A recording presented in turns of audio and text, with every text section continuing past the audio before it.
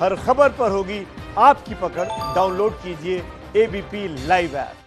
और अब मुंबई से हमारे साथ रौनक कुकड़े मौजूद है, महाराष्ट्र का हाल बताने के लिए, दिल्ली का हाल बताने के लिए नीरज पांडे हमारे साथ है, छत्तीसगढ़ से ज्ञानेंद्र तिवारी हमारे साथ जुड़ेंगे। अलग अलग राज्यों का हाल इस वक्त कोरोना काल में कैसे इससे युद्ध लड़ा जा रहा है बताने के लिए हमारे साथ हमारे सारे रिपोर्टर्स मौजूद हैं। देखिए, नीरज जो हैं वो दिल्ली से हमारे साथ जरूर मौजूद हैं, लेकिन वो बताएंगे कि कैसे प्रधानमंत्री नरेंद्र मोदी को जो आज सीएम्स के साथ बैठक करनी है, 10 बजे मुख्यमंत्रियों के साथ बैठक शुरू होनी थी प्रधानमंत्री नरेंद्र मोदी की। नीरज, अपडेट क्या है? जी बिल्कुल, मैं आपको रोमाना बता दूं कि प्रधानमंत्री नरेंद्र मोदी की ये बैठक शुरू हो गई है, जिसमें 8 राज्यों के मुख्यमंत्री मौजूद हैं। 8 राज्यों के मुख्यमंत्री के साथ प्रधानमंत्री नरेंद्र मोदी संवाद कर रहे हैं। दरअसल ये 8 वो राज्य हैं जो मोस्ट इफेक्टेड हैं, जिसमें दिल्ली है, राजस्थान है, छत्तीसगढ़ है, पश्चिम बंगाल है और महाराष्ट्र है।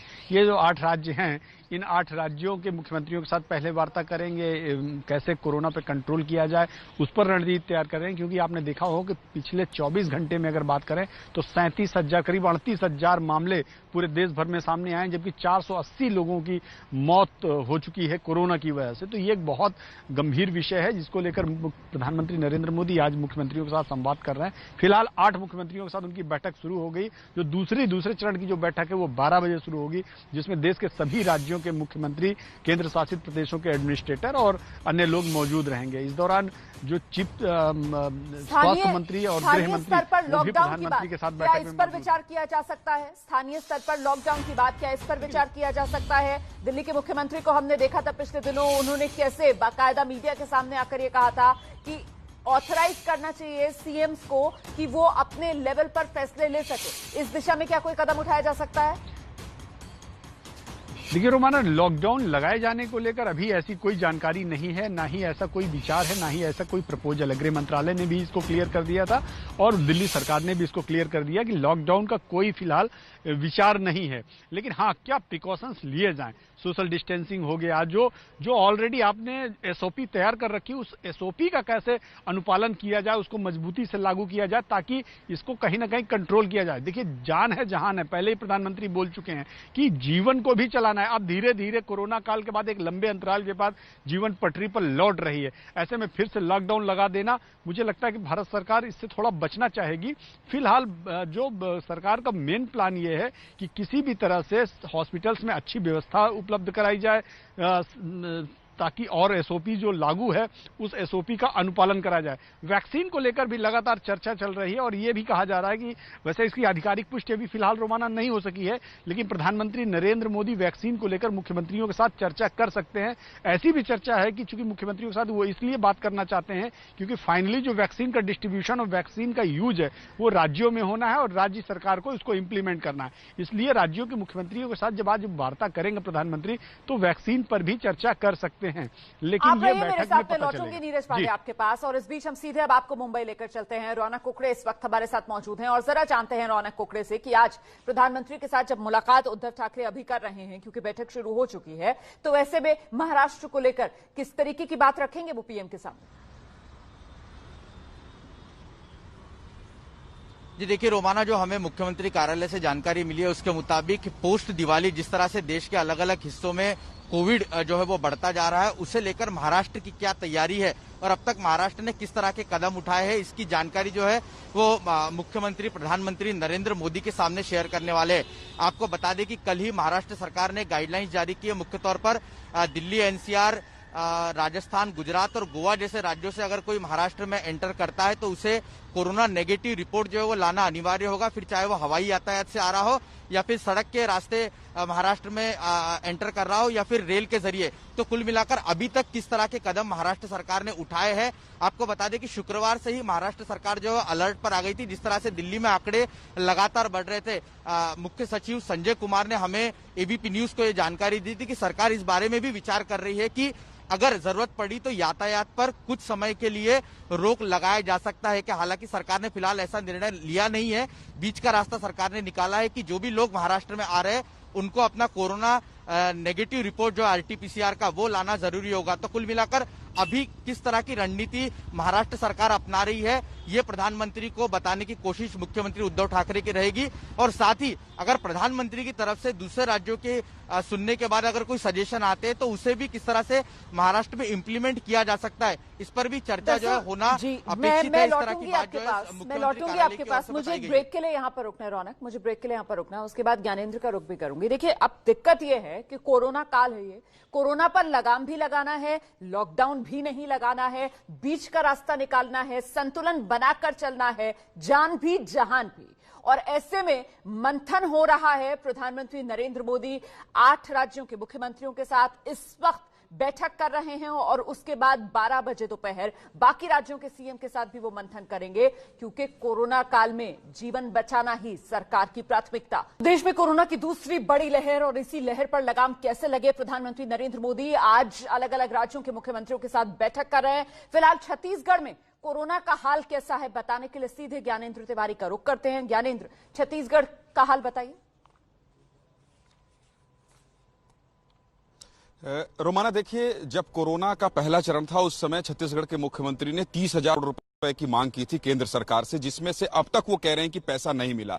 लेकिन आज मुख्यमंत्री प्रधानमंत्री से किस सिलसिले में बात करने वाले हैं और छत्तीसगढ़ में क्या तैयारी है, हमारे साथ राज्य मंत्री संसदीय सचिव और यहाँ के विधायक विकास उपाध्याय, ये बताइए कि क्या तैयारी है कोरोना से लड़ने के लिए आप लोगों के लिए, आप लोगों के पास, और क्या कहने वाले हैं मुख्यमंत्री आज प्रधानमंत्री? देखिए ज्ञानेंद्र जी, जब कोरोना पीक टाइम उसका पीरियड चालू हुआ था तभी छत्तीसगढ़ सरकार ने और प्रदेश के मुख्यमंत्री भूपेश बघेल जी ने इसकी तैयारियां कर ली थी। आज हमारे पास 14,000 बेड खाली हैं, जिसमें कभी भी अगर कोई ऐसी स्थिति निर्मित होती है तो उसके लिए हम तैयार हैं।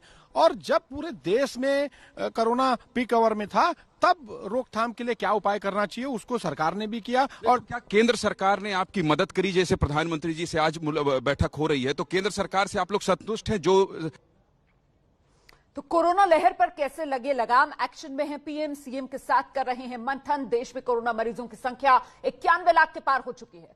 कोरोना की इसी लहर पर लगाम लगाना बड़ी चुनौती सरकारों के सामने। पीएम मोदी मुख्यमंत्रियों के साथ बड़ी बैठक कर रहे हैं। कोरोना से सबसे ज्यादा प्रभावित देश के जो 8 राज्य हैं, उन्हीं 8 राज्यों के सीएम के साथ इस वक्त प्रधानमंत्री नरेंद्र मोदी की चर्चा जारी है। अच्छा देखिए, हमारे साथ दिल्ली, मुंबई, रायपुर, जयपुर से हमारे संवाददाताओं की टीम जो लाइव मौजूद है। आपको बता दें, आज जिन राज्यों के सीएम पीएम की बैठक में शामिल हैं, उनमें महाराष्ट्र भी है, दिल्ली भी है, राजस्थान है, छत्तीसगढ़ है। ये राज्य उन 8 राज्यों में शामिल जो राज्य सबसे ज्यादा कोरोना से संक्रमित हैं। सीधे आपको पहले अब राजस्थान लेकर चलते हैं। मनीष शर्मा हमारे साथ मौजूद हैं और जरा जानते हैं मनीष शर्मा से कि राजस्थान की इस कोरोना से युद्ध में क्या है तैयारी।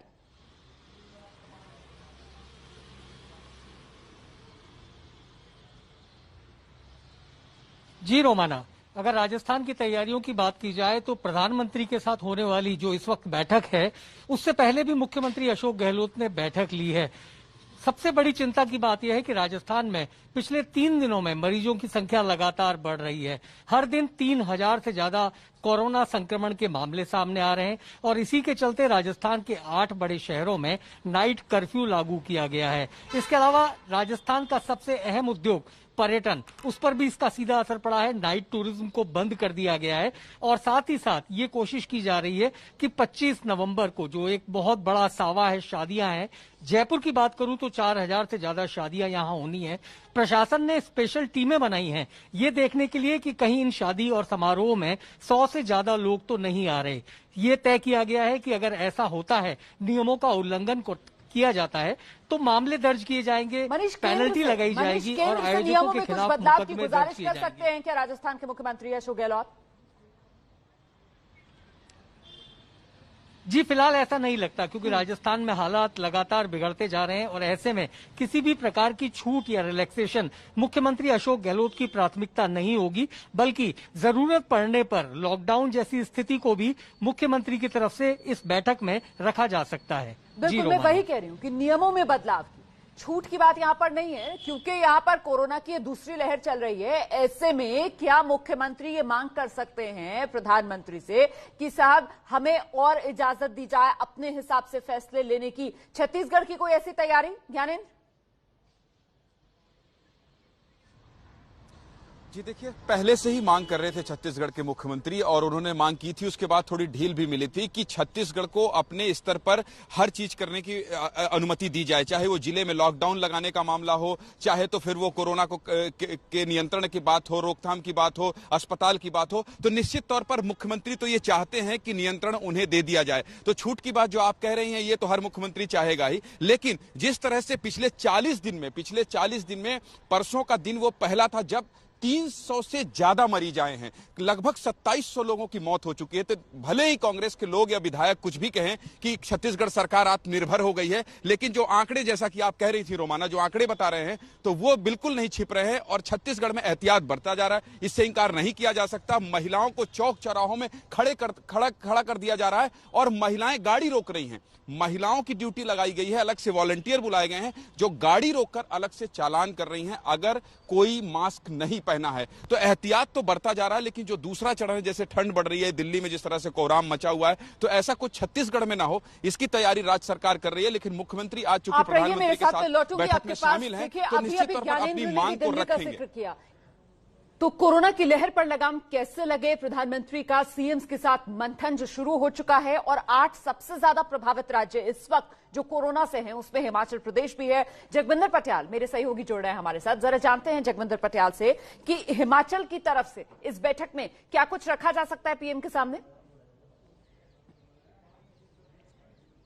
देखिए, हिमाचल में पहले तो मुख्यमंत्री ये बताएंगे कि उन्होंने किस तरह से 2 दिन पहले ही सख्त कदम उठाए हैं। नाइट कर्फ्यू लागू कर दिया गया है, इसके अलावा सभी शिक्षण संस्थान बंद कर दिए गए हैं। साथ ही ये भी कहा गया है कि जो विवाह, शादी या कोई राजनीतिक या सामाजिक कार्यक्रम होगा, उसमें 50% यानी 200 वाली संख्या 50% कर दी गई है। सरकारी दफ्तरों का कामकाज 50% कर दिया गया है एम्प्लॉइज के।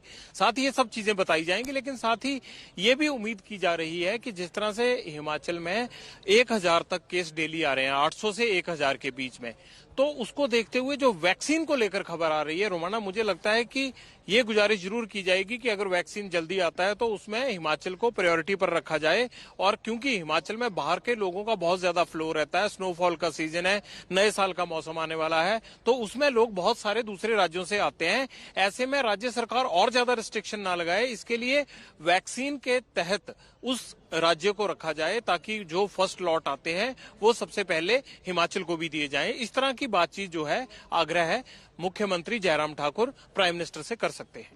बहुत बहुत धन्यवाद जगविंदर पटियाल इस तमाम जानकारी के लिए। तो ये मंथन चल रहा है प्रधानमंत्री नरेंद्र मोदी का सीएम्स के साथ, एक्शन में है पीएम। कोरोना की ये दूसरी लहर जो अपनी चपेट में ले रही है देश के लोगों को, और ऐसे में इसी पर लगाम लगाने की इस वक्त कोशिशें युद्ध स्तर पर जारी। छोटा सा ब्रेक, फौरन लौट रहे हैं।